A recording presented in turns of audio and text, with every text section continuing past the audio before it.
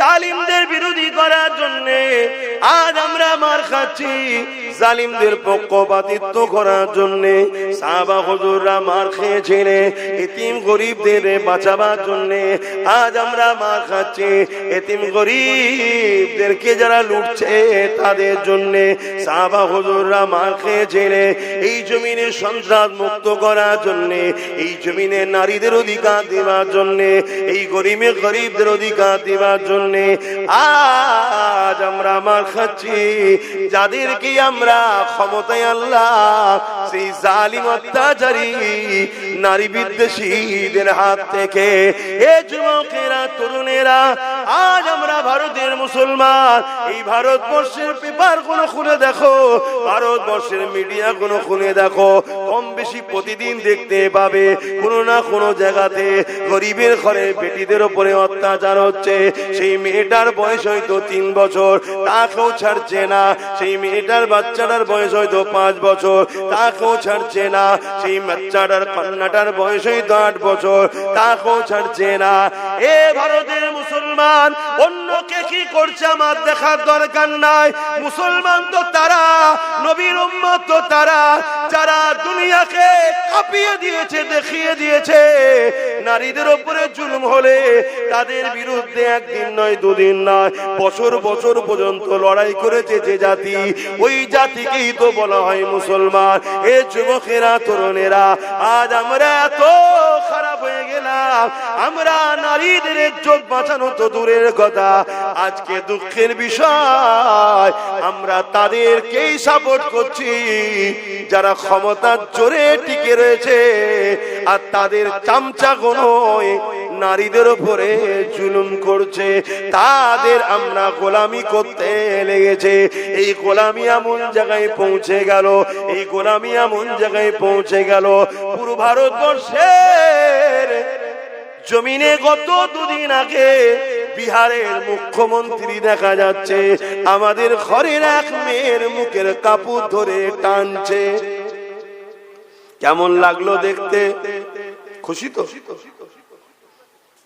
আমি জানি বিহারের মুখ্যমন্ত্রী হয়তো প্রকাশ্যে মুখের কাপড় ধরে টানে, ও গোপনে আরো কাপড় অনেক কিছু ধরে টানে, ওর চরিত্র খারাপ আমি জানি, ওর কথা বাদ দেন। কিন্তু আপনাদের জিজ্ঞেস করছি যে আপনাদের কেমন লাগলো দেখতে? ভালো লেগেছে তো? বলেন বলেন। কেন? ও জানে যে যার মুখের কাপড় ধরে টানছি এ জাতির পুরুষরা সে ঈমান আর নেই যে ঈমান মুহাম্মদ বিন কাসেমের ছিল। একটা 18 বছরের যুবক এক নারীর উপরে জুলুম হয়েছিল, খবর পেয়ে পুরো আক্রমণ করে ছিলেন তিনি। তাহলে আজকে সেই জায়গায় আমরা এত মুসলমান থাকার পরও আজকে কোথায় যাচ্ছে?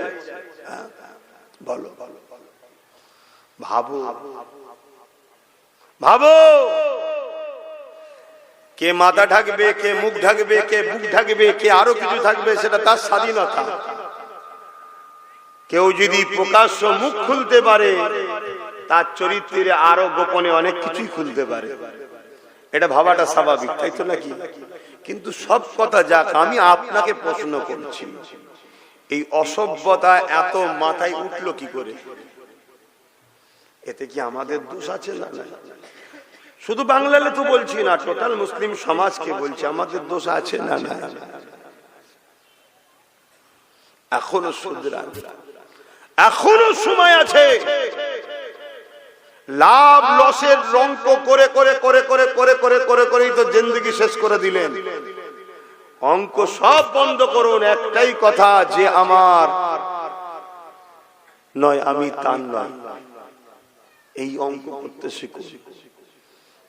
সবার ঘর গুছিয়ে নিচ্ছে আর তুমি শুধু সবার ঘরের কাজ করে বেড়াচ্ছ। সবাই সবার ঘর গুছিয়ে নিচ্ছে আর তুমি শুধু পরের ঘরে ঝাঁট দিয়ে বেড়াচ্ছ। তোমার ঘরটালে কখন তুমি ভাববে? আমি বলবো না অন্যদের মতো জোর ঘর ভাঙো, ওর মেয়েটিকে তুলে নিয়ে আসো, যেমন বলছে, দেখছেন তো নাকি? প্রকাশ্য মিডিয়াতে বলছে মুসলমানদের 10টা মেয়েকে তুলে নিয়ে আসতে পারলেই চাকরি পাবে। দেখেছেন আপনারা এই ভিডিওটা? কেউ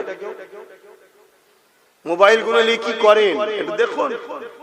যেমন উত্তরপ্রদেশের যে মুখ্যমন্ত্রী, এখন আমার দেশের জন্য এগুলো বলতেও লজ্জা লাগে, যে একটা সময় বলেছিল মুসলমানদের মেয়েদের কবর থেকে তুলে রেপ করা হবে, জানেন তো? দেখেছিলেন এই কথা বলছিল? তাহলে এত বড় একটা কুখ্যাত সমাজ বিরোধী নোংরা মাইন্ডের লোক, সংবিধান বিরোধী লোক, সে একটা বড় রাজ্যের মুখ্যমন্ত্রী হয়ে যাচ্ছে। এখনো তোমার আমার খেয়াল নাই যে দেশ কোন গতিতে যাচ্ছে। তুমি এখন, আমি এখন ওই হাতির দেখানো দাঁত যারা দেখাচ্ছে সেকুলারের নামে, তাদের পিছনে এখনো ছুটছি তুমি আমি বলছি না তুমি কমনাল হও, কারণ ইসলামে কোনোদিন গোলামির জায়গা নয়। কিন্তু তার মানে এটা নয় যে আমি এমন একজনের উপরে ভরসা করছি যারই আপনজন, যারই ভাইয়েরা, তাদেরই উত্তরসূরিরা আজকে এত বড় বড় ইসলাম বিদ্বেষী নারী ঘটিত বা মুসলমানদের উপর আঘাত করছে, তারই ঘরের লোকের উপর আমি ভরসা করে বসে আছি। কি অসুবিধা হচ্ছে ভাবো।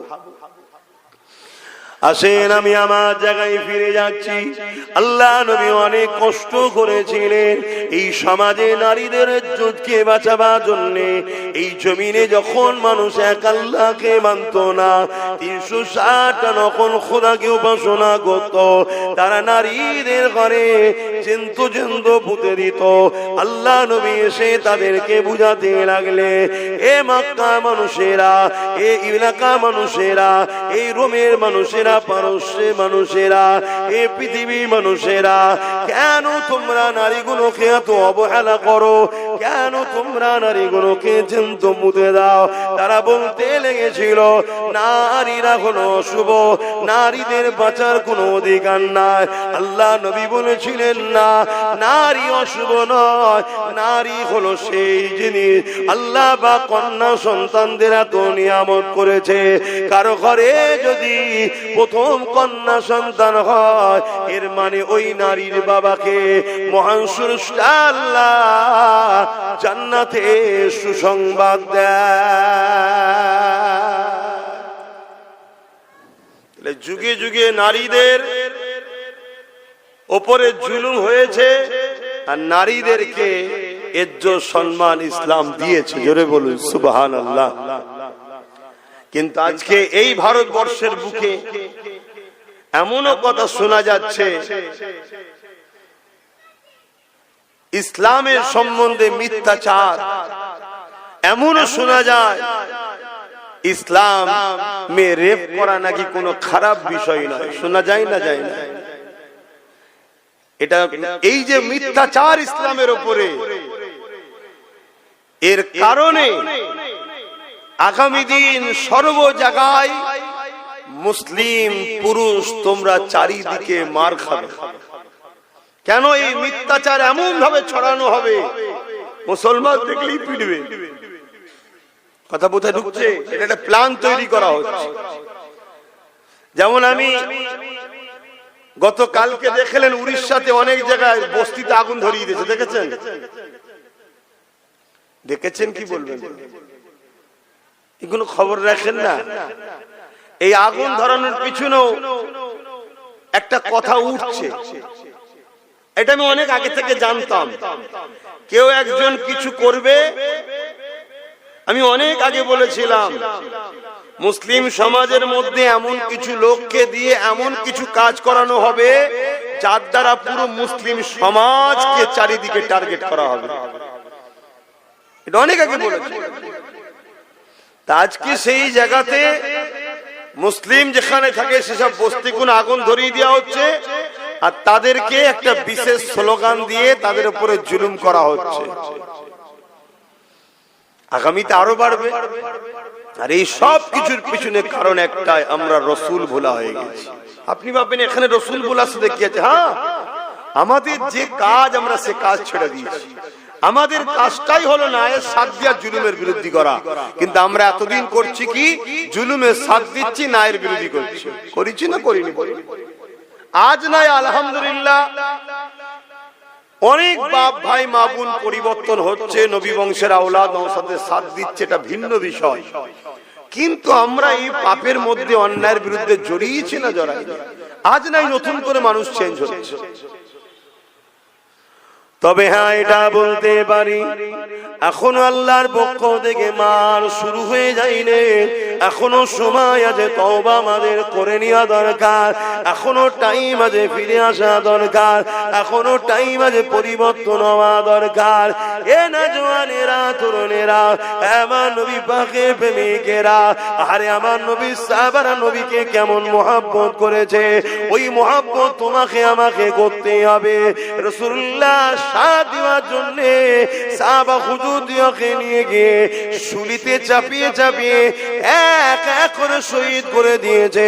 শত শেষে আল্লাহ নবীর সাহাবী হযরত খুবাইব রাদিয়াল্লাহু তাআলা তিনাকে শুলির কাছে নিয়ে এসে বলতে লেগেছে, এ খুবাইব, এবারে তোমাকে শুলিতে চাপানো হবে, এখনো সময় আছে, মুহাম্মদ রাসূলুল্লাহকে ছেড়ে দাও। আরে আমার রাসূলুল্লাহকে কেন ছাড়তে বলছে? আমার রাসূল ছিল জালিমদের বিরুদ্ধে, আর খুবাইব ছিল রাসূলুল্লাহর সাথে। তার মানে নবী জালিমদের বিরুদ্ধে, সেই রাসূলুল্লাহ সাথ দিয়েছে বলে এই খুবাইব হুজুরের উপর জুলুম হতে লেগেছে। আজ তোমাদেরকে বলে দিয়ে যাচ্ছি, তুমি আমি যদি ন্যায়ের পক্ষে সাথ দিই, ইনসাফের পক্ষে সাথ দিই, মানবতার পক্ষে সাথ দিই, গরিবের পক্ষে সাথ দিই, এক কথায় নবীর গোলাম হিসাবে আমি আব্বাস সিদ্দিক যে লড়াইয়ে লাভ নিয়েছি, ওই লড়াইয়ে যদি তুমি সাথ দাও, তোমার উপর জুলুম অত্যাচার হবে, কিন্তু এই জুলুমকে তোমাকে সহ্য করতে হবে। এই জুলুম থেকে খাবলে গেলে হবে না, এই জুলুম থেকে পিছিয়ে গেলে হবে না। কেননা প্রত্যেকটা অন্ধকারের পরে অবশ্যই একটা আলো রয়েছে। রাত হয়েছে বলে খাবলে গেলে হবে না, অপেক্ষা করো, সময় আসলে অবশ্যই আলো ফুটবে, দিন হবে। ঠিক তেমনি আল্লাহ কোরআনে জানিয়েছে, হে আমার বান্দা বান্দিরে, অবশ্যই কষ্টের পরে আমি আল্লাহ তোমাদের শান্তি দেব।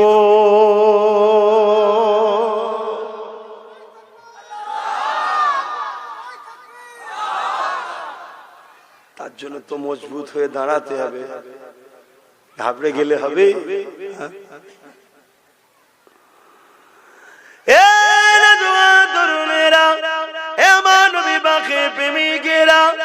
কতটা কষ্ট করেছে আল্লাহ নবী, কতটা কষ্ট করেছে সাহাবা হুজুররা ইসলামের জন্য। যখন আমার আল্লাহ পাক জানিয়ে দিলেন, জিবরাইল মারফতে আমার রাসূলুল্লাহকে বলে দিলে, হে আল্লাহ পাকের নবী, আখেরি নবী হুজুর, আপনি আজকে রাত্রিতে হিজরত করে নেন, কেননা জালিমরা আপনাকে শহীদ করে দিবার জন্য তারা মিটিং করে নিয়েছে। এই সময় হযরত জিবরাইল এসে আমার রাসূলুল্লাহকে জানিয়ে দিলেন, আপনি হিজরত করে নেন।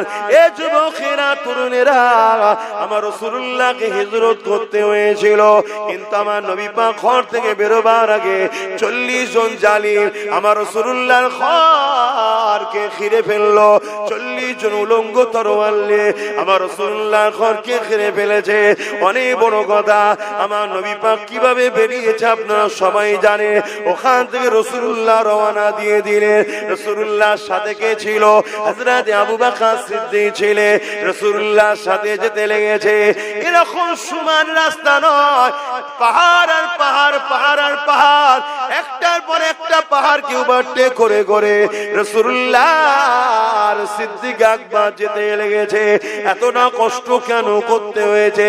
কি জন্য নবীর উপরে এত জুলুম হলো? না নবী ইনসাফের পক্ষে ছিল, নবী মানবতার পক্ষে ছিল, নবী গরিবের পক্ষে ছিল, নবী নারীর অধিকারের পক্ষে ছিল, নবী সন্ত্রাসদের বিরুদ্ধে ছিল, নবী জালিমদের বিরুদ্ধে ছিল। নবী এমন করে এই জমিনের উপরে সভ্যতা ইনসাফ ইনসানিয়াত প্রতিষ্ঠিত করতে চেয়েছিল। তাই রাসূলুল্লাহ বিরুদ্ধে তৎকালীন জালিম শাসকরা লেগেছিল। এ যুবকেরা, তরুণেরা, একটা সময় দেখা যায় আল্লাহ নবীর নূরের কদম থেকে রক্ত বেরোতে লেগেছে, পাথরের কোনার আঘাত লেগে। সিদ্দিক আকবর তখন বলতে লাগলে, ইয়া রাসূলুল্লাহ, হাবিবাল্লাহ, আপনি আমার পিঠ মুবারকে উঠুন, আমি আবু বকর আপনাকে পিঠে করে নিয়ে মদিনা ইয়াসরিবে পৌঁছে দেব। কোন জায়গায় বলছে? যেখানে এরকম সোজা রাস্তা নয়, পাথরে কোন রকম ধরে আটকে উঠকে করে উঠতে হচ্ছে। এই পাহাড় পার করে আবার নেবে আবার একটা পাহাড়, এই পাহাড়ের রাস্তায়। তখন এত গাড়ি যাবার পাহাড়ে যে রাস্তা করেছে তখন ছিল না, কাঁটা যুক্ত গাছ ভর্তি, যেখানে একবার পা স্লিপ হলে পুরো নিচই। এরকম একটা পথের ওপরে আবু বকর সিদ্দিক নিজে চলছে, তিনারও পা দিয়ে রক্ত বেরোচ্ছে।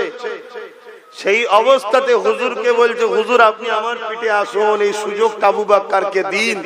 কিয়ামত দিন আল্লাহ বললে আমি তো বলবো, আল্লাহ আবু বকর আপনার হাবিবকে পিঠে তুলে ঘুরেছে। জোরে বলুন সুবহানাল্লাহ। ভাবুন মোহব্বত কাকে বলে। আর আমার রাসূলের উপরে এই জুলুমটা কেন? নবী অন্যায়ের বিরুদ্ধে ছিল, জালিমের বিরুদ্ধে ছিল। আমি আপনাকে আবার একবার বলছি, প্রকৃত প্রেমিক তো সে যে নবীর সুন্নাতকে মানে। অনেকে আছে মুখে দাড়ি রেখেছে, কেন রেখেছেন? না নবীর সুন্নাত। মাথায় টুপি দিয়েছেন কেন? নবীর সুন্নাত। ভালো কথা, ভালো কথা। যেমন আমাদেরকে বলা হয় যে ফরজ ছেড়ে দিয়ে সুন্নত ওয়াজিব এই নফল নিয়ে টানাটানি করছো, বলে না? বলে না কেন? নফলটাও ভালো কাজ, কিন্তু ফরজটা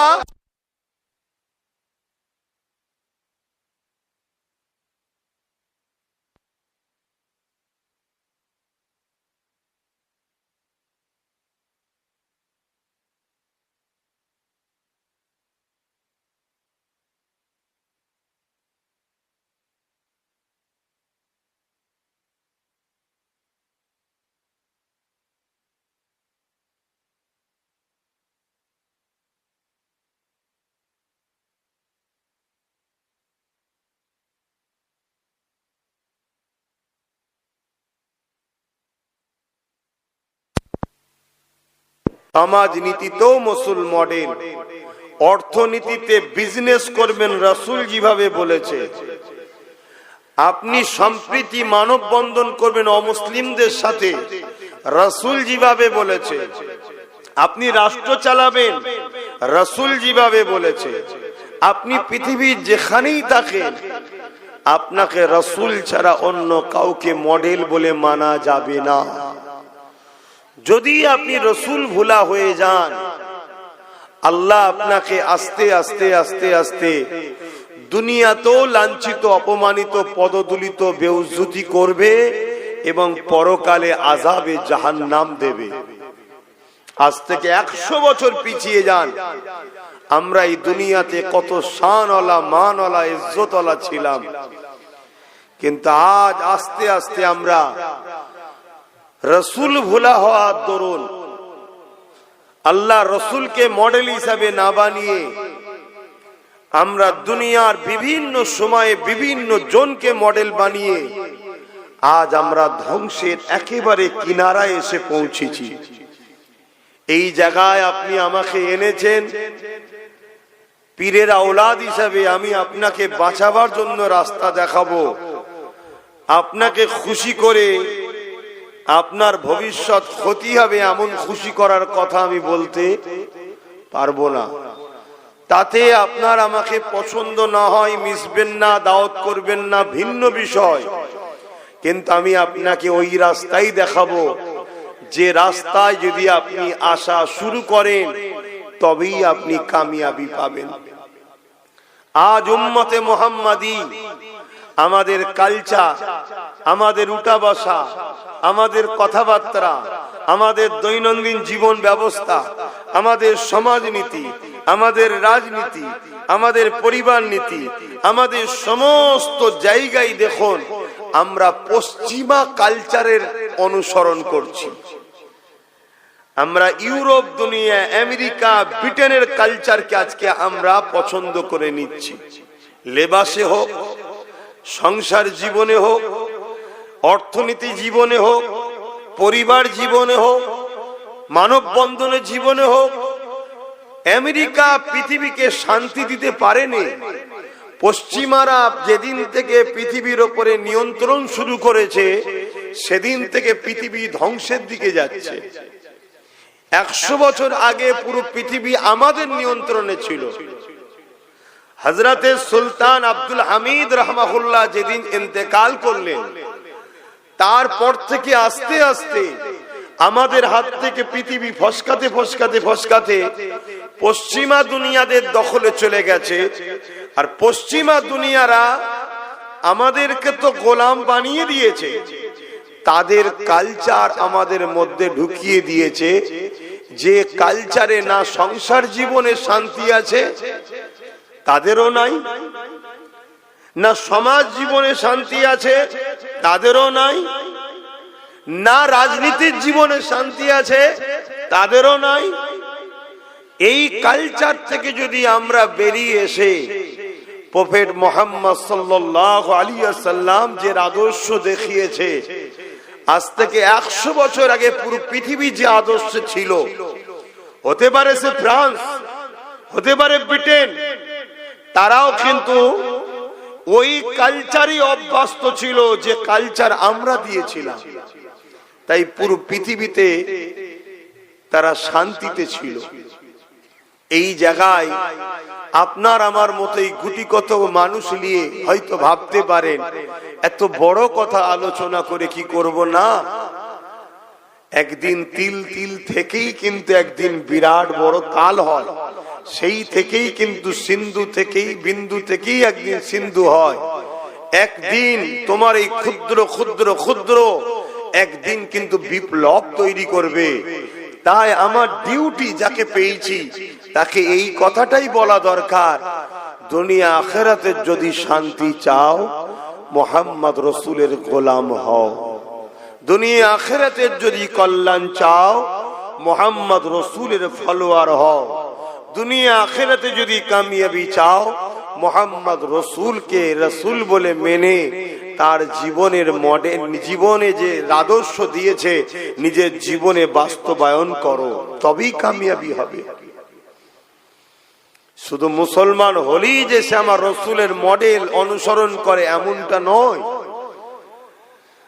আমার রাসূলের আদর্শ কি সেটা তো জানতে হবে। আমার নবী, ইসলাম, আমার রাসূল কাকে বলে? নামাজ যেমন আমার রাসূল দিয়েছে, ইনসাফ দিয়েছে, ইনসানিয়াত দিয়েছে, মানবতা দিয়েছে, প্রেম দিয়েছে, ভ্রাতৃত্ব দিয়েছে, ঐক্য দিয়েছে, একতা দিয়েছে, সম্প্রীতি দিয়েছে, মানব বন্ধন দিয়েছে। আমার রাসূল পুরো পৃথিবীর অশান্তিকে বন্ধ করে অসভ্যতাকে মিটিয়ে আমার রাসূল মাত্র 23 বছরের মধ্যে তামাম পৃথিবীতে সাম্য শান্তি প্রতিষ্ঠিত করেছিলেন। জোরে বলুন সুবহানাল্লাহ। এই পৃথিবীতে তো শান্তি ছিল না। 1500 বছর আগের ইতিহাস দেখো। এই পৃথিবীতে নারীদেরকে ভোগের পাত্রী বানিয়ে দেওয়া হয়েছিল। বাপেরাই নিজের কন্যাকে জ্যান্ত পুত্র। প্রভাবশালী ক্ষমতাশালীরা গরিবের ঘরে ছেলে মেয়েদেরকে কৃতদাস দাসী বানাতো। এই পৃথিবীতে ইনসাফ ছিল না, সংসার জীবন ছিল না, নারী ভোগের জিনিস ছিল, মানবতা বলে কিছু ছিল না। এই পৃথিবী ধ্বংসের দিকে।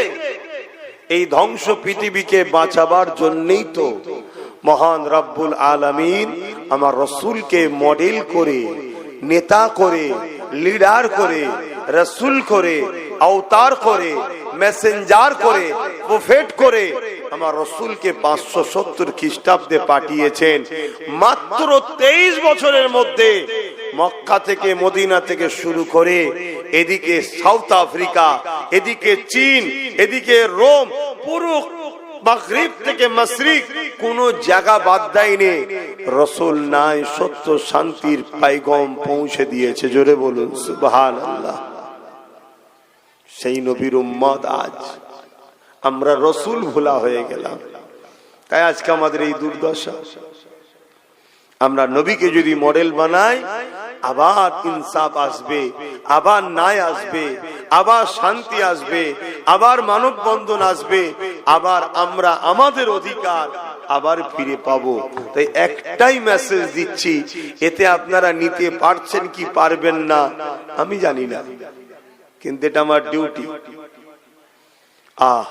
কিন্তু একটা প্রশ্ন,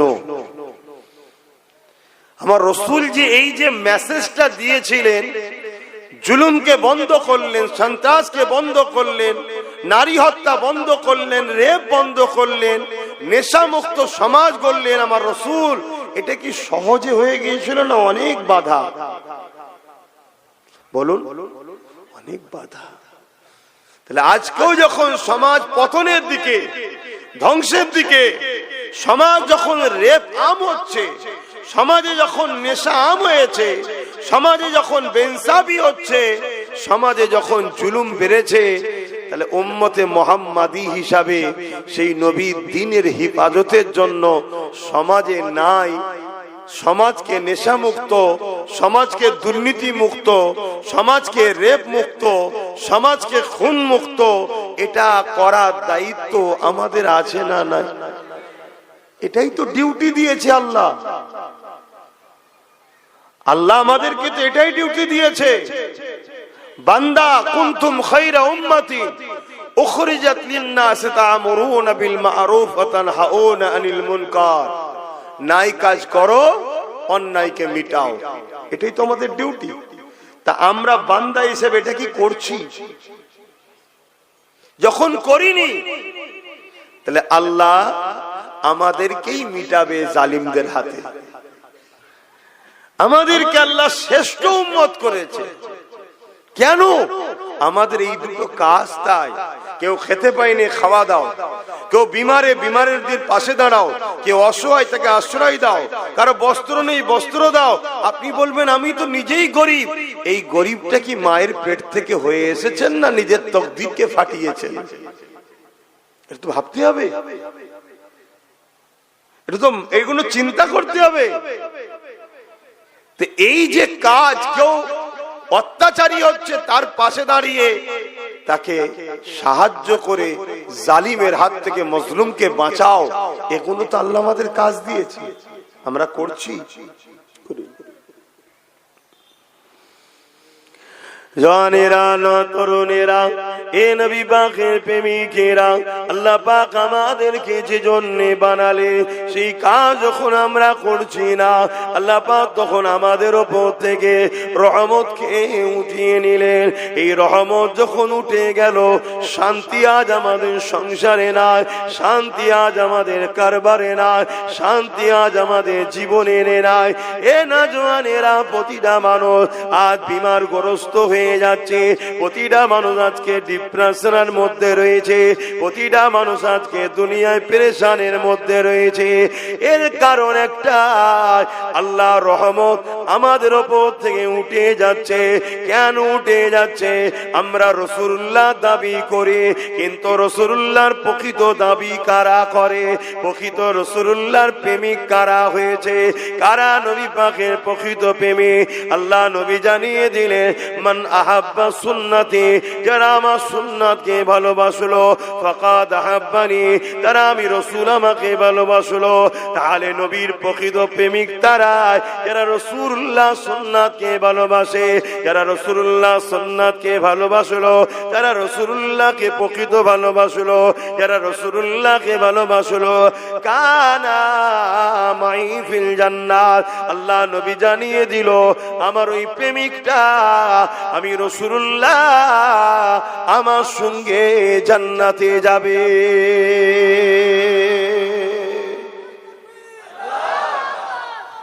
আল্লাহ জিন্দাবাদ, আল্লাহ। তাহলে নবীর প্রেম ছাড়া তো নাজাত নাই, না দুনিয়ায় কামিয়াবি না আখিরাতে কামিয়াবি। তা নবীর প্রেমিক প্রকৃত কে? রাসূল বলছে যে আমার সুন্নতকে মানে। নামাজ আল্লাহর হুকুম, কিন্তু এটা রাসূলুল্লাহ সুন্নত। সুন্নাত বলতে নবী যেটা করে, এটা যেমন আমাদেরকে আদায় করতে হবে। নামাজ পড়লে ব্যক্তি জীবন কল্যাণ হবে, কিন্তু নামাজ আমি পড়াতে সমাজের কোনো উপকার নাই। বলুন, আমার নামাজ পড়াতে সমাজের কিছু উপকার হবে? আমার কথা বুঝছেন তো নাকি, না ভুল বুঝছেন? আবার আমি নামাজ পড়াতে যারা পড়েনে তাদের কি উপকার হলো? এটা আমার ব্যক্তি জীবনের কল্যাণ।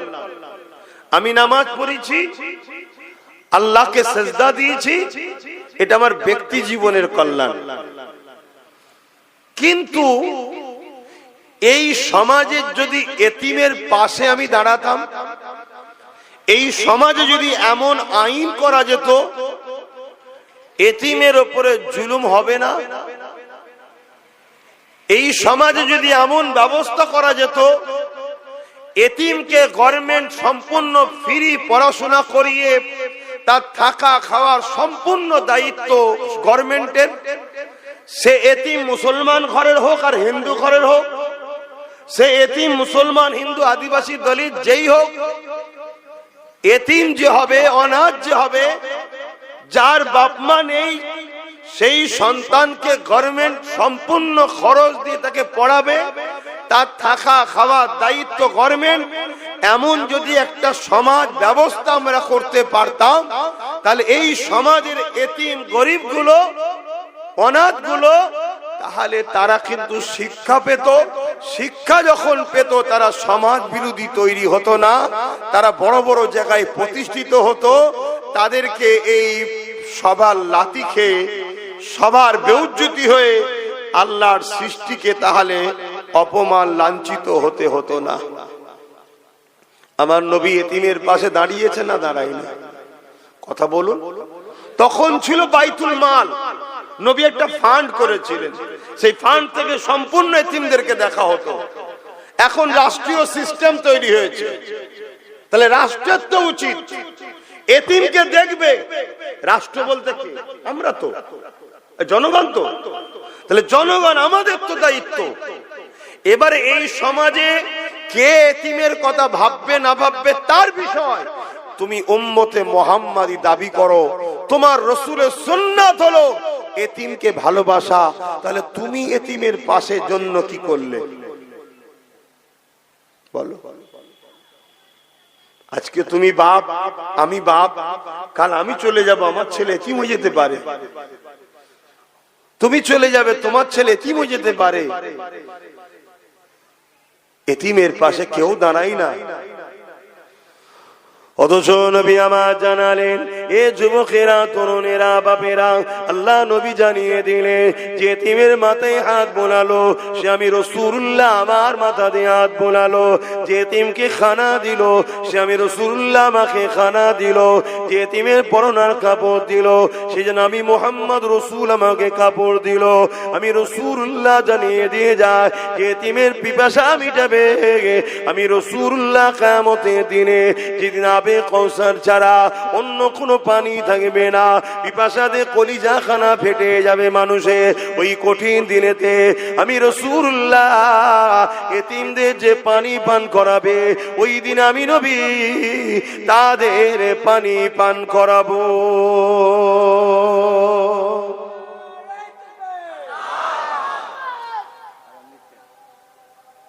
আপনাদের মহল্লা আচ্ছা আজান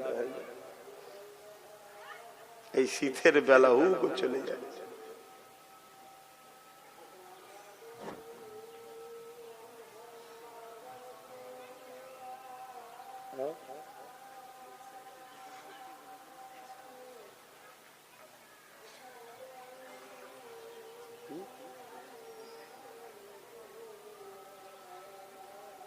ঠিক আছে।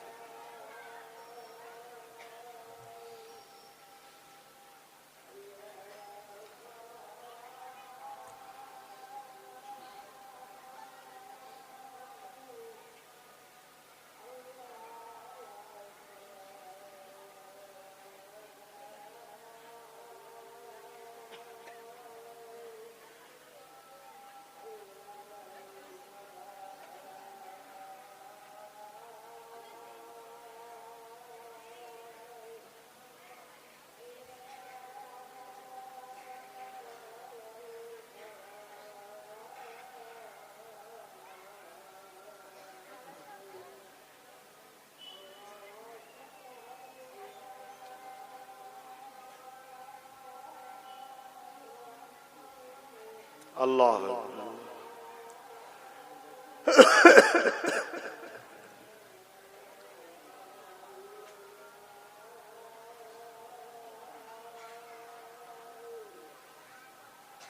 الله الله وسيلة الفضيلة وسمح لا إله إلا الله এটাও কি মহল্লায় নাকি আচ্ছা আচ্ছা ঠিক আছে হয়ে যাবে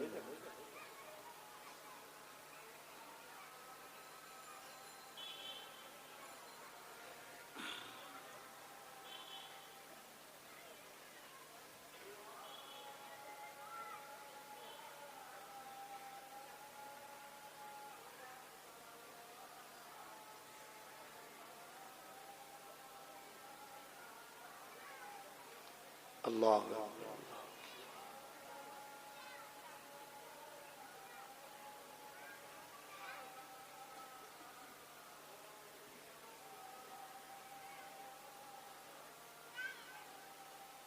الله محمد درود شريف اللهم صل على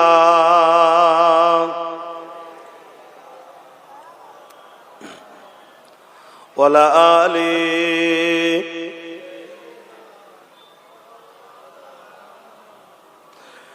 প্রেম আগুনে জ্বলে মরি ও হে রাব্বানা আমি যারি প্রেমের পাগল সে তো মদিনায় আমি যারি প্রেমের পাগল সে তো মদিনায় মন পাখিরে বলি তোরে উড়ে যাত সেই শহরে মন পাখিরে বলি তোরে উড়ে যাত সেই শহরে যেই শহরে গেলে পরে যেই শহরে গেলে পরে মিটবে মনের বেদনা আমি যারি প্রেমের পাগল সে তো মদিনায় আল্লাহুম্মা সাল্লি আলা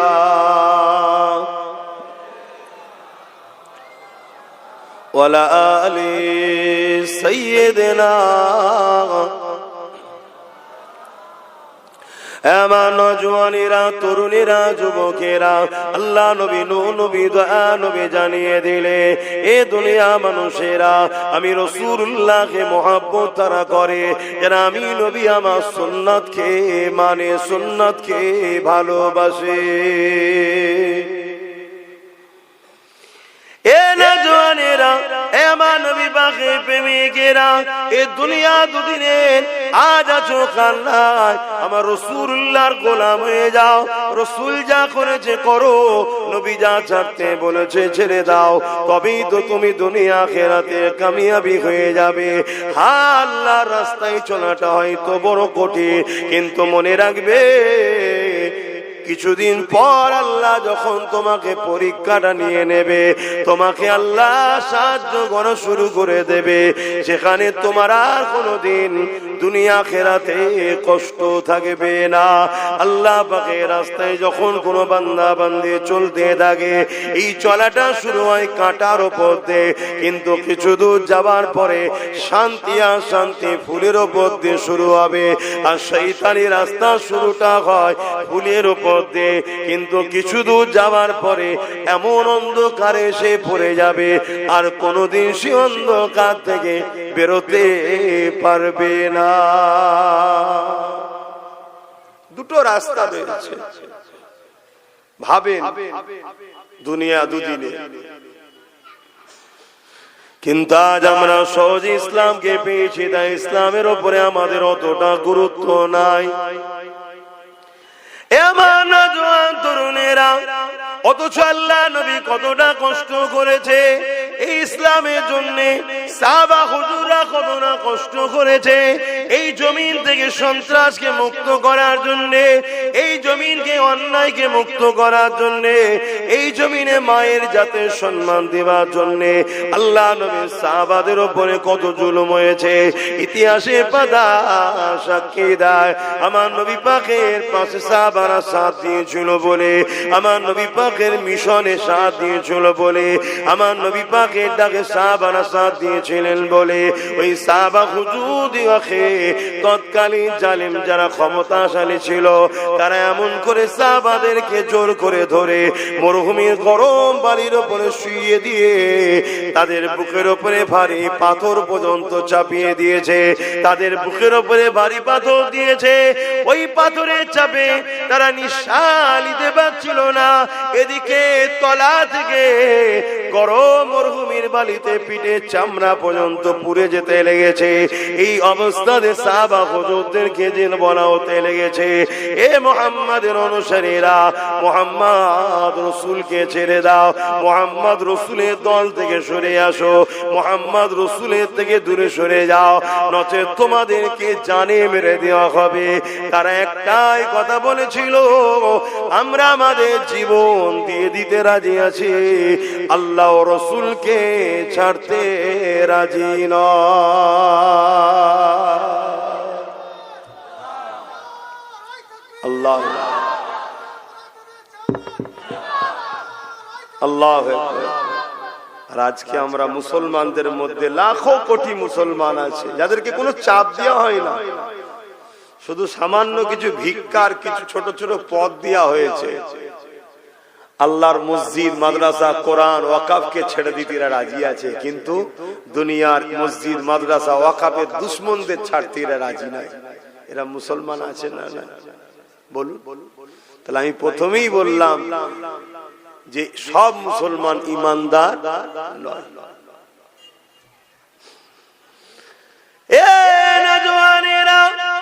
সেদিন কোন কষ্ট সাহাবা হুজুররা করেছিলেন এই জমিনের উপরে ন্যায়কে প্রতিষ্ঠিত করার জন্য, এই জমিনের উপরে অন্যায়কে মেটাবার জন্য সাহাবা হুজুরদের উপরে কত জুলুম হয়েছে। আমার নবী পাকের সাথে সাথ দিয়েছিলেন হযরত খুবাইব রাদিয়াল্লাহু তাআলা, হযরত খাব্বাব রাদিয়াল্লাহু তাআলা।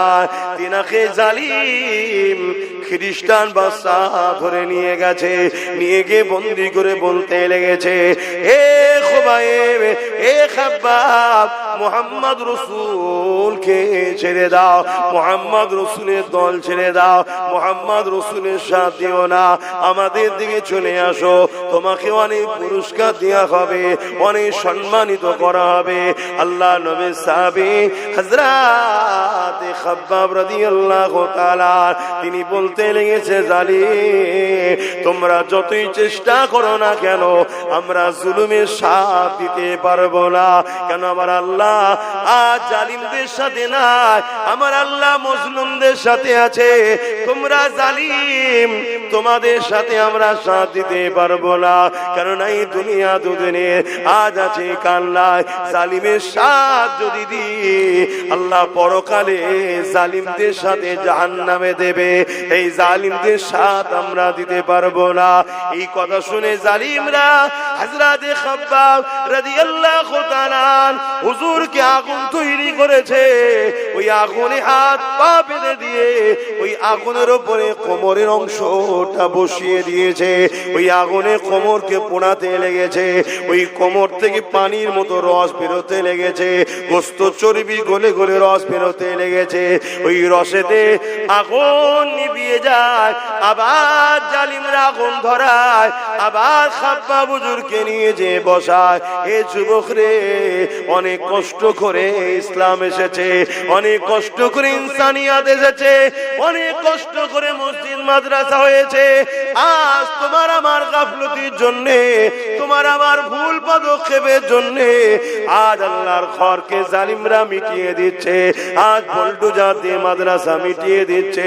মনে রেখে দিও, আমার আল্লাহ পাক ওই মসজিদের মুখাপেক্ষী নয়, আমার রাসূলুল্লাহ মাদ্রাসার মুখাপেক্ষী নয়। হ্যাঁ, মসজিদ আল্লাহর ঘর, মাদ্রাসা নবীর ঘর, কিন্তু মসজিদ চলে গেলে আল্লাহ পাকের কিছু হারাবার নাই, মাদ্রাসা চলে গেলে আল্লাহ পাকের রাসূলের কিছু কমে যাওয়ার ব্যাপার নয়। কিন্তু তুমি আমি পরকালে কোন মুখে আল্লাহর জান্নাতের আশা করব?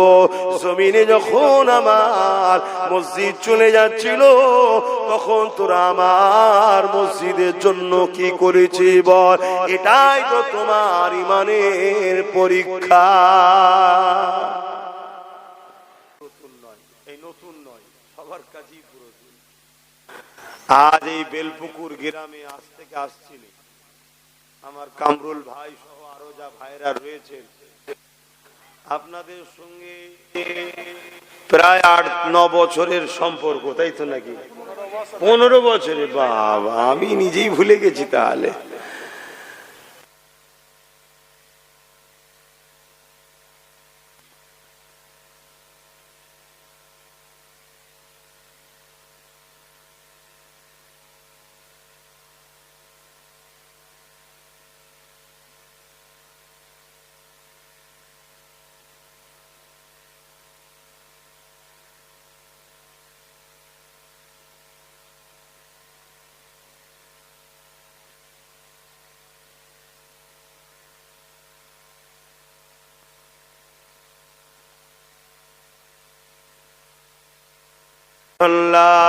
আল্লাহুম্মা সাল্লি আলা। জবান ছেড়ে ছেড়ে পড়েন, একটু ভাষা, বক্সটা ভাষাও।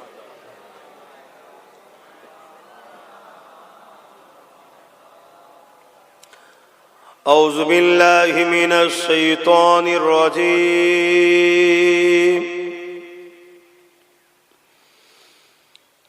বিসমিল্লাহির রহমানির রহিম।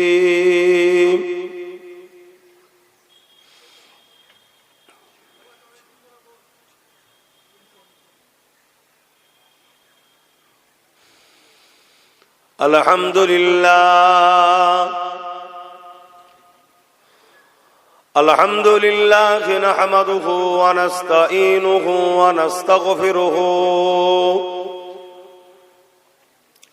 ওয়া নু'মিনু বিহি ওয়া নাতাওয়াক্কালু আলাইহি ওয়া নাউযু বিল্লাহি মিন শুরুরি আনফুসিনা ওয়া মিন সাইয়্যাতি আ'মালিনা।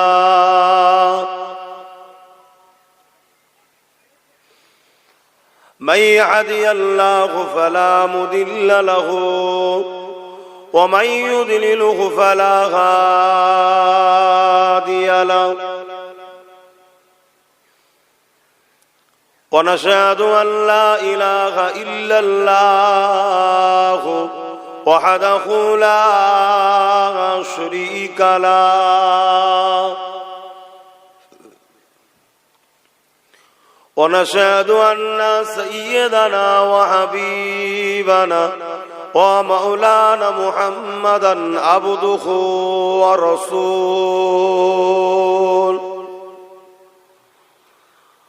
أما بعد فيا أيها الحاضرون رحمكم الله. قال الله تعالى في كلام المزيد والفرقان الحميد.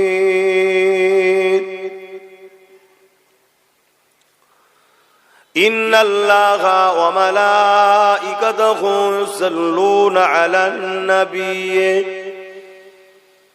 يا أيها الذين آمنوا صلوا عليه وسلموا تسليما اللهم صل على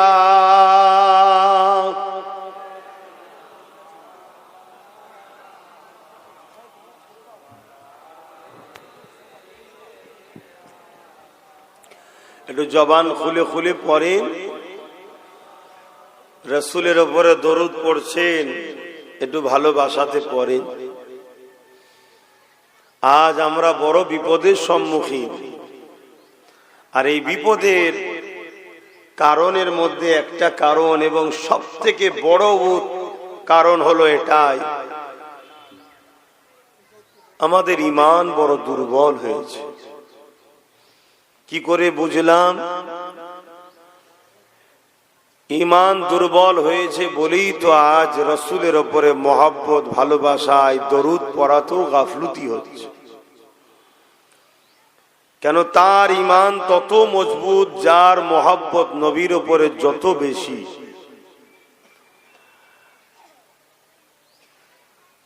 এক যুগ ধরে একই কথা বলছি যে হুজুরের মহব্বতের আদবের নাম হলো ঈমান। হুজুর যার আছে পুরো কায়নাত তার আছে। হুজুরের যে গোলাম হবে আল্লাহ তার মখলুককে তার প্রেমিক বানিয়ে দেবে, আর যে হুজুরের নয় আল্লাহ তাকে দুনিয়া আখিরাতে জিল্লাত দেবে। একটা হলো প্রকাশ্য ইসলাম বিরোধী, আর একটা হলো ইসলামের দাবিদার হয়ে ইসলাম বিরোধী। প্রকাশ্য যারা ইসলাম বিরোধী তাদেরকে দুনিয়ায় কিছুদিন আল্লাহ শান্তি দেয়, যে শান্তিটা চোখের শান্তি, অন্তরের নয়। আমরা দেখি শান্তিতে আছি, গাড়ি বাড়ি শাক সৎ, কিন্তু যে ব্যক্তিটা মুসলমান দাবি করে, ইমানদার দাবি করে, রাসূলের উম্মত দাবি করে, অথচ মুখে অন্তরে তার হাকিকাত গুরুত্ব নাই, একে ইসলামের ভাষায় মুনাফিক বলা হয়। এর উপরে কিন্তু শাস্তি দুনিয়াতেও হয়, আখিরাতেও হয়। আমরা ইচ্ছা না চাইলেও আমাদের কাজ কাম যদি ইসলামের উপরে দরদ, নবীর প্রেম, আদব না থাকে, তাহলে কোনো একটা জায়গায় আমরা কিন্তু ওই খাতাতে পড়ে যাব। তাই আসুন, মোমেনের পরিচয়, মোমেনের মাকসাদ, মোমেনের জিন্দেগির উদ্দেশ্য একটাই, আমি বাঁচব রসুলের গোলাম হয়ে, মরব রসুলের গোলামিতে, যতদিন বাঁচব রসুলের দিনের পাহারাদার হয়ে বাঁচব। দেখুন, নামাজ তো মোমেনও পড়ে, মুনাফিকও পড়ে। রোজা মোমেনও রাখে, মুনাফিকও রাখে। হজ মোমেনও করে, মুনাফিকও করে। দাড়ি টুপি মোমেন মুসলমানেরও আছে, মুনাফিকেরও আছে। এগুলো দিয়ে চিনা যায় না। মোমেনও কোরআন পড়ে, মুনাফিকও কোরআন পড়ে। আমার ওয়াজ নিতে পাচ্ছেন তো আপনারা? হ্যাঁ, ইতিহাস, তারিখ, হাদিস। এটা হযরতে মাওলা আলীর পিছনে নামাজ যারা পড়েছিল তাদের মধ্যে সবাই মুমিন ছিল না। কিছু নামাজি মুনাফিক ছিল, তারা হযরতে আলী হুজুরের পিছনে নামাজ পড়েছে, আর হযরতে আলী হুজুরকে এই মসজিদে শহীদ করে দিয়েছে। আল্লাহ নবীর পিছনে যারা নামাজ পড়েছে সবাই সাহাবা ছিল না, তাদের মধ্যে কেউ কেউ মুনাফিকও ছিল। কথা মাথায় ঢুকলো তো? তাহলে আজকে মুসলমান, আমরা সবাই মুসলমান, সবাই নবীকে মানি বলি, সবাই দাড়ি আছে, টুপি আছে, কোরআন আছে, নামাজ আছে, কিন্তু সবাই মোমেন মুসলমান নয়। আমাদের মধ্যেও মুনাফিক আছে। এই মোমেন আর মুনাফিকের পার্থক্যটা করবেন কিভাবে? মোমেন কখনো ইসলামের দুশ্মন হতে পারে না, মুমিন ইসলামের যদি উপকার করতে নাও পারে, ক্ষতি তার দ্বারা হবে না, এটা বাস্তব। মুমিন কখনো রাসূল পাক সাল্লাল্লাহু আলাইহি ওয়াসাল্লামের বিরুদ্ধে দাঁড়াতে পারে না। আর মুনাফিক আমাদেরকে ধোঁকা দিবার জন্যে আমাদের মতো সাজে, কিন্তু তার হৃদয়ে মকসদ থাকে একটাই, আমাদেরকে আল্লাহ রসুলের থেকে দূরে সরাবার জন্য, নবীর প্রেম থেকে দূরে সরাবার জন্য চেষ্টা করে। তাই আসুন আমরা মুমিন, ইনশাআল্লাহ, আলহামদুলিল্লাহ। আল্লাহ ইমানদারদের ঘরে দরুদ পড়তে বলেছে, মুসলমানকে শুধু বলেনি। কেন সব মুসলমান ইমানদার নয়, কিন্তু প্রত্যেকটা ইমানদারই মুসলমান। জোরে বলুন সুবহানাল্লাহ। আমার ওয়াজ নিতে পাচ্ছেন তো নাকি? একটু বলবেন অসুবিধা হলে, যে বুঝে আসছে না। সব মুসলমান ইমানদার নয়, কিন্তু সব ইমানদারই মুসলমান।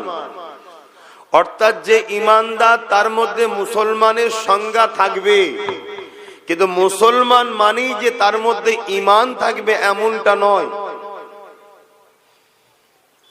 আমাদের এই সমাজের মধ্যে কিছু কিছু লেখক লেখিকা আছে যারাও নিজেকে মুসলমান দাবি করে। আমাদের সমাজের মধ্যে কিছু মিডিয়া আছে যারা নিজেকে মুসলমান দাবি করে। আমাদের সমাজের মধ্যে কিছু আলেম উলামা দাড়ি টুপিওয়ালা লোক আছে যারা নিজেদেরকে মুসলমান দাবি করে, কিন্তু তাদের কাজ কাম উঠা বসা সর্বসময় দেখবেন ইসলামের বিরুদ্ধে। খেয়াল করে দেখুন, আমরা মনে করেছি জন্ম হয়েছি মুসলমানের ঘরে, তার মানে হয়ে গেছি ইমানদার। না, আল্লাহ সবাইকে জন্মসূত্রে মুসলমান করে পাঠায়। এই মুসলমানকে দুনিয়াতে এসে ইমানদার হতে হয়। যে ইমানদার হয় সেই মুসলমানটা কামিয়াবি, যে ইমানদার হয়নি সে মুসলমানটা বরবাদি। আল্লাহ সবাইকে জন্মসূত্রে মুসলমান করে পাঠিয়েছে। এখানে এসে আপনাকে ইমানদার হতে হবে। আর ঈমান হতে গেলে কি করতে হবে? এই অন্তর থেকে মুহাম্মদ সাল্লাল্লাহু আলাইহি ওয়াসাল্লামকে জানের থেকে বেশি ভালোবেসে আদব ও মহব্বতের সাথে মেনে নিয়ে এখানে জায়গা দিতে হবে। সবার থেকে বেশি মহব্বত, সবার থেকে বেশি আদব, এইটা যার দিলে আছে সেই হলো ইমানদার। জোরে বলুন সুবহানাল্লাহ। আর এটা যার দিলে নাই, সে মুসলমানের ঘরে হতে পারে, পীরের ঘরে হতে পারে, মুফতির ঘরে হতে পারে, মৌলানার ঘরে হতে পারে, বক্তার ঘরে হতে পারে, হাজির ঘরে হতে পারে, সে মুসলমান, ইমানদার নয়। আমার কথা শুনছেন? এগুলো বলছি, অসুবিধা হচ্ছে না তো? শিখাতে হবে তো আপনাদের, শিখাতে হবে তো, জানতে হবে তো। না হয় আপনি আশা করে বসে আছেন আমি জান্নাতে যাব, অথচ আপনি জানেন না দুনিয়ায় এক দেশ থেকে আর এক দেশে যেতে গেলে ভিসা লাগে। কি লাগে না লাগে না? ইন্ডিয়া থেকে যদি ইন্ডিয়ার প্রাইম মিনিস্টার বলে আমি আরবে যাব, তারও ভিসা লাগবে না লাগবে না? হ্যাঁ, আপনি ভিআইপি হতে পারেন, কিন্তু ভিসার সিস্টেম আসতে হবে। আরব থেকেও যদি আরবের রাজা বাদশাহ যদি আমার হিন্দুস্তানে, আমার মাতৃভূমিতে আসতে চায়, আমরাও বলবো আপনি আরবের বাদশাহ হতে পারেন, কিন্তু আমার দেশে আসতে গেলে ভিসা লাগবে। এটা নিজাম, এটা আইন একটা। তাহলে এক দেশ, পৃথিবী একটা, এক দেশ থেকে আর এক দেশে যাচ্ছে, ভিসা লাগছে। দুনিয়ার দেশ থেকে জান্নাতের দেশে যাবেন, ভিসা লাগবে না? এই দুনিয়া হলো ভিসা অফিস। এখানে আল্লাহ আমাদেরকে পাঠিয়েছে, এই অন্তরটা হলো আমাদের পাসপোর্ট। এখানে মুহাম্মদ সাল্লাল্লাহু আলাইহি ওয়াসাল্লামের প্রেম ও আদবের স্ট্যাম্প লাগাতে হবে, তবেই তুমি জান্নাতের দেশে এন্ট্রি হবে। জোরে বলুন সুবহানাল্লাহ। আর এখানে যার মুহাম্মদ সাল্লাল্লাহু আলাইহি ওয়াসাল্লামের প্রেম আদবের স্ট্যাম্প নাই, যেমন আমেরিকার প্রেসিডেন্ট এলো ভিসা লাগে, টুপি প্রেসিডেন্ট, তো আমি কি করব? তা তুমি পীর সাহেবের ছেলে, তো আমি কি করব? আল্লাহ বলবে হবে না। ভিসা আছে, আমার হাবিব আছে, স্ট্যাম্প লেগেছে, যাও জান্নাতে। হাবিব নেই, পীরের বেটা, তো কি হয়েছে? আমার কাছে পীরের বেটা নয়, আমার কাছে তুই আমার সৃষ্টি দাস, যা জাহান্নামে যা। এজন্য একটু বুঝাই, সব জায়গায় যে বলি যে হুজুরের গোলাম হও, আর হুজুরের গোলাম যখন দরুদ পড়বে, গোলাম তো পাগলের মতো পড়া দরকার। এত দুর্বল কেন? তাহলে আমাদের ভেতরে দুর্বল হয়েছে। আর এই দুর্বল অনেক দিক দিয়ে করা হচ্ছে, আমরা এমনি এমনি দুর্বল হয়ে যাইনি, আমাদেরকে দুর্বল বানানো হচ্ছে। যেমন করোনার নামে ভ্যাকসিন মেরে মানুষগুলোকে সব শেষ করে দেওয়া হয়েছে। চারিদিকে রিপোর্ট শুনছেন তো কি হচ্ছে। আর আমি একটু বেশি বলে ফেলি, অনেকে বলে আবার, তাহলে কি কম বলবো নাকি? কারো কাছে আব্বাস সিদ্দিকী ভালো নাই, সবাই আমাকে খারাপই বলে। আপনারাও সামনে হয়তো ভালো বলেন, পিছনে খারাপ বলেন, তো সত্যি কথা বলেন। তো যাক, আমি দুনিয়ার কারো কাছে ভালো হতে চাইও না, আমি ভালো হতে চাই আল্লাহ ও রসুলের কাছে। তাতে দুনিয়ার কারো কাছে আমি ভালো হবার স্বপ্ন দেখিনি, আর আল্লাহ না দেখাতে করে। আমি এতটুকু জানি, আল্লাহ রসুল যাকে ভালো বলবে সেই হলো প্রকৃত ভালো। দুনিয়া যতই ভালো বলুক, আল্লাহ রসুল যদি বলে ভালো নয়, সে হলো বরবাদ। তাই আমি কথা একটু বলে ফেলি, তবে কথাগুলো কিছু মিথ্যা বলি না।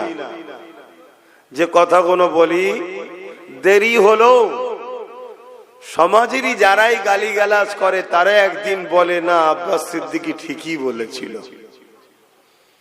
একটু মহব্বতে পড়েন দরুদ, না বাদ দিয়ে দেবো? পড়বেন, একটু জবান খুলে পড়েন। আল্লাহুম্মা সাল্লি আলা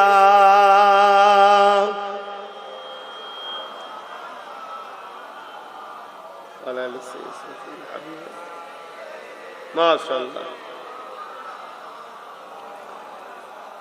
বলুন, ভালো লাগলো না?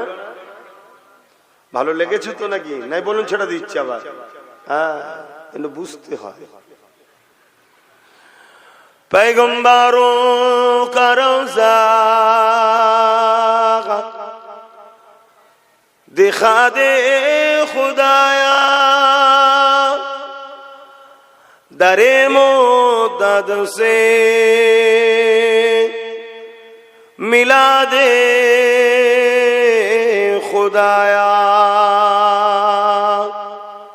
शराबे मुहब्बत पिला दे खुदाया, पैगंबरों का रोज़ा दिखा दे खुदाया। अल्लाहुम्मा सल्ली अला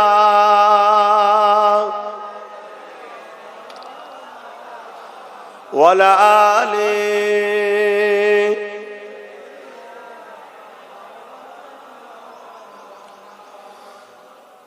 सदा गए महशर में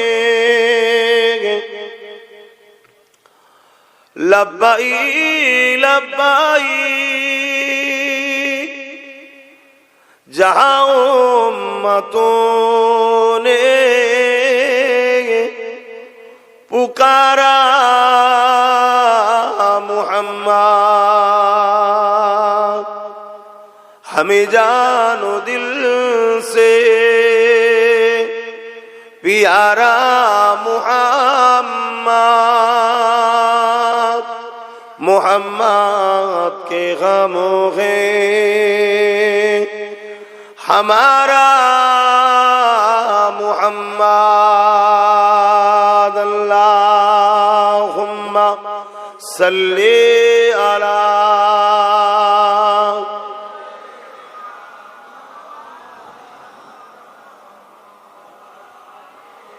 हबीब।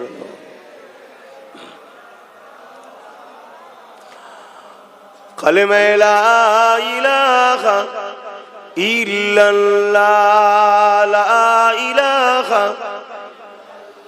जोर जोर ला इलाहा इल्लल्लाह, ला इलाहा,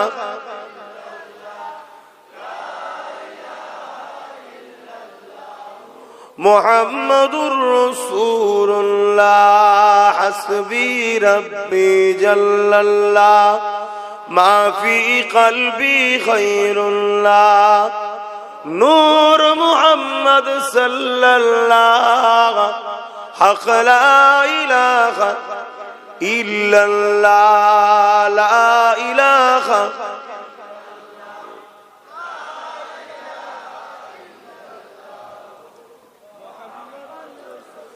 कलमे ला इलाहा इल्लल्लाह, ला इलाहा,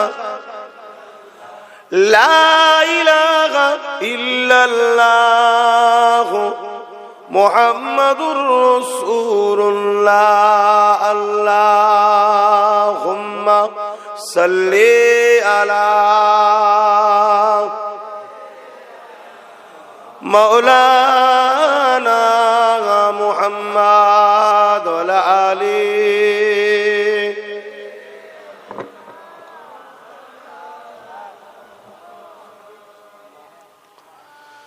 وقال الله تعالى في كلام المزيد والفرقان الحميد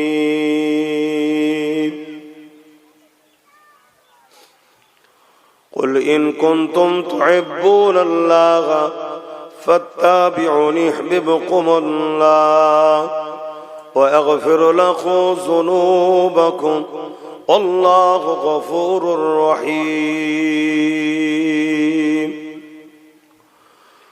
উপস্থিত আমার আব্বা জানেরা, আমার নওজোয়ান তরুণেরা, যুবকেরা, ছোট ছোট বাচ্চারা, ওলামা হযরত, হাফেজে কোরআন, নামাজি, মুত্তাকি, পরহেজগার ইমাম সাহেবগণেরা, দূর দূরান্তে অবস্থিতা আমাদের সকলের মা ও বোনেরা, আল্লাহ দরবারে শুকরিয়া। এই বেলপুর গ্রামে প্রতি বছরের না এবছরও আল্লাহ ও রসুলকে খুশি করার দরুন দ্বীন ইসলামের একটা ধর্মীয় আলোচনা সভা আপনারা আয়োজন করেছেন।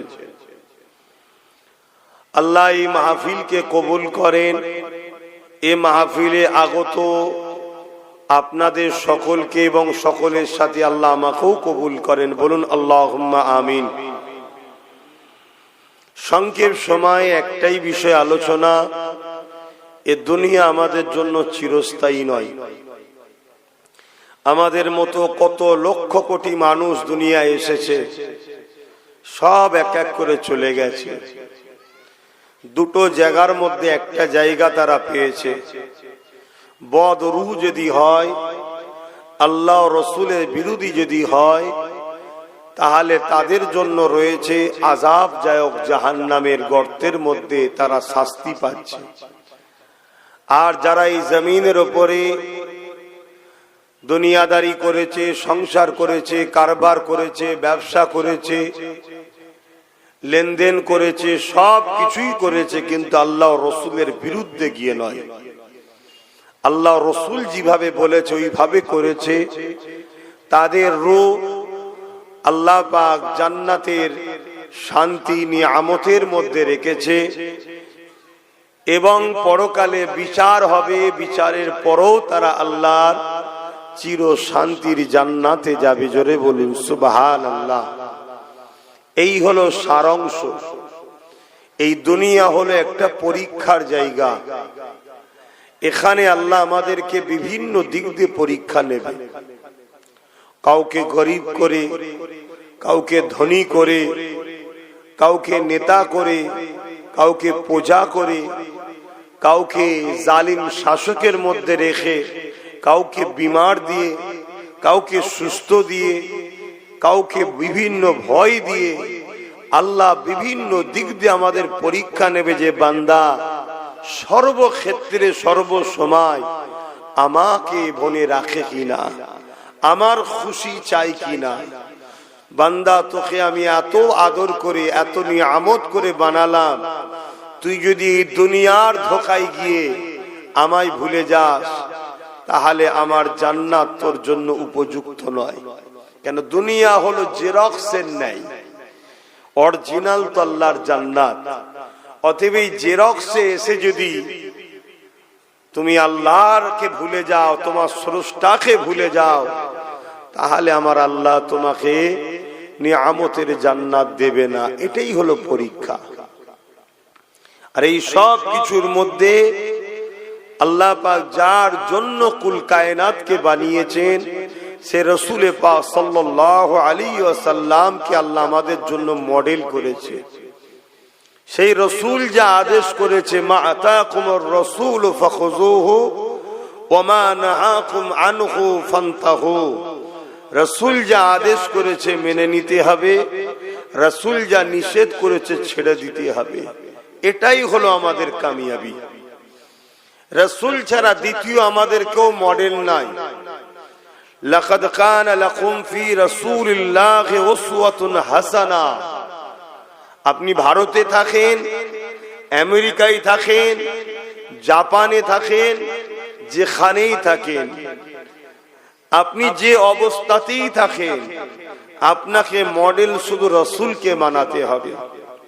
শুধু ধর্মের ক্ষেত্রে নয়, ধর্মনীতিতেও রাসূল মডেল, পরিবার নীতিতেও রাসূল মডেল। প্রশ্ন করবে না, করবে না? কথা বলে। আজকে কোন একটা গ্রাম যদি জালিম নেতাদের হাত থেকে ফসকে যায়, নেতা দেখে ওই এলাকার লোককে জিজ্ঞেস করে না, করে না? বলো বলো, যে ফসকে গেল তোরা কি করলি, চল তুই বাদ। দুনিয়াদারি মামলায় যদি তারা এটা কথা বলতে পারে, অথচ কোন নেতা আমাদেরকে বানায়নি, আর যিনি আমাদেরকে বানিয়েছে, দুটো হাত দিল, দুটো পা দিল, চোখ দিল, কান দিল, জবানে কথা দিল, সে আল্লাহ তো জিজ্ঞেস করবে, হারা আমার ঘর চলে গেল, আমার মসজিদের, আমার মাদ্রাসার উপর দুশ্মনী হলো জালিমরা, তোরা কি করলি? কি জিজ্ঞেস করবে না? করে কি মনে হচ্ছে আপনাদের? আপনাদের কি মনে হচ্ছে বলে?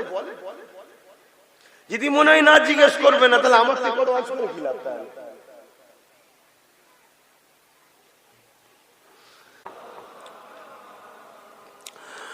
যাদের হৃদয়ে আছে আল্লাহর ভয়, তারা কখনো নবী ভুলে যায় না। আল্লাহর প্রেম ছাড়া এই দুনিয়ায় কারো কাছে কোনো কিছু চায় না। যাদের হৃদয়ে আছে আল্লাহর ভয়, তারা কখনো নবী ভুলে যায় না। আল্লাহ প্রেম ছাড়া এই দুনিয়ায় কারো কাছে কোনো কিছু চায় না। রাতের আঁধারে যার সিজদাতে রয়, দু চোখের আঁসুতে নদী যেন বয়। রাতের আঁধারে যার সিজদাতে রয়, দু চোখের আঁসুতে নদী যেন বয়। চলো না ঘাচানি যত আসো, চলো না ঘাচানি যত আসো, পিছনে ফিরো তাকায় না। যাদের হৃদয়ে আছে আল্লাহর ভয়, তারা কখনো নবী ভুলে যায় না। আল্লাহ আল্লাহ প্রেম ছাড়া এই দুনিয়া কারো কাছে কোনো কিছু চাই না। দিন কায়েমের পথে যারা অবিচল তারা হলো আল্লাহর প্রিয়জন। দিন কায়েমের পথে যারা অবিচল তারা হলো আল্লাহর প্রিয়জন। বাতিলের কাছে যারা হার মানে না, বাতিলের কাছে যারা হার মানে না, সংগ্রাম করে যায় অমরণ। যাদের হৃদয়ে আছে আল্লাহর ভয় তারা কবু নবী ভুলে যায় না। আল্লাহ প্রেমে ছাড়া এই দুনিয়া কারো কাছে কোনো কিছু চাই না। রাতে আদারি যার সিজদাতে রয় দু চোখের সতে নদী যেন বয়। রাতের আদারি যার সিজদাতে রয় দু চোখের সতে নদী যেন বয়।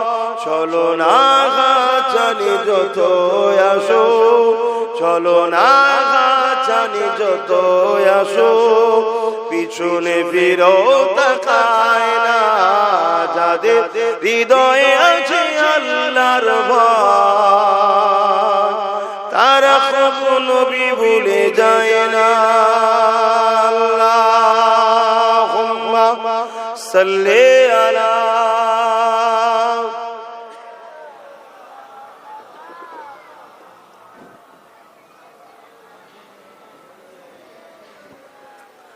আমার আব্বা জানেরা, ভাইরা, মায়েরা, বোনেরা, আমি আবার বলছি, আমার দেশের বর্ডার সিকিউরিটি নিরাপদের জন্য বর্ডারে বিএসএফ আছে না নাই? কেন রাখা হয়েছে? যাতে বাইরের শক্তি আমার দেশের উপরে হামলা না করে বা দেশের কোনো মধ্যে কেউ গাদ্দার বা দেশের মাল ইদিক উদিক সরকারি আইন ছাড়া অবৈধভাবে কেউ যেন লেনদেন না করতে পারে, দেশের ক্ষতি না হয়। বা সেনা আছে কি জন্যে? যাতে দেশের উপরে কেউ হামলা করলে প্রতিরোধ করবে, তাই তো নাকি? এজন্য তাদেরকে মাইনে দেওয়া হয়, তৈরি করা হয়েছে। তো উম্মতে মুহাম্মাদি আল্লাহ তোমাকে আমাকে জমিনে পাঠিয়েছে এই কারণে, এই জমিনের উপরে কেউ অন্যায় করলে তাকে দমন করার জন্য। তুমি কেন বুঝছো না? তুমি মনে করেছো আমাকে নামাজ পড়তে শুধু আল্লাহ পাঠিয়েছে, তুমি মনে করেছো আমাকে শুধু রোজা রাখতে আল্লাহ পাঠিয়েছে। এটাই তো তোমার ভুল কনসেপ্ট হয়েছে। নামাজ রোজা যেমন তোমাকে আল্লাহ হুকুম দিয়েছে, ঠিক তেমনি খোদার্থ মানুষকে খানা দিবার হুকুম আর খোদার্থ মানুষের উপরে কেউ জুলুম করলে তার বিরুদ্ধে লড়াই করার হুকুম আল্লাহ দিয়েছে। জোরে বলো সুবহানাল্লাহ। তাতে তুমি পলিসি তৈরি করতে পারো, বিভিন্ন রুট তৈরি করতে পারো, বিভিন্ন প্ল্যান পরিকল্পনা করতে পারো, কিন্তু মিশন তোমার একটাই হবে, আমি জুলুমকে খতম করব, ন্যায়কে প্রতিষ্ঠিত করব। এটা তোমার কাজ। আর নামাজ ব্যক্তিগত, রোজা ব্যক্তিগত ইবাদত, হজ তোমাকে মালদার করেছে আল্লাহর ঘর দেখে আসো, ব্যক্তিগত।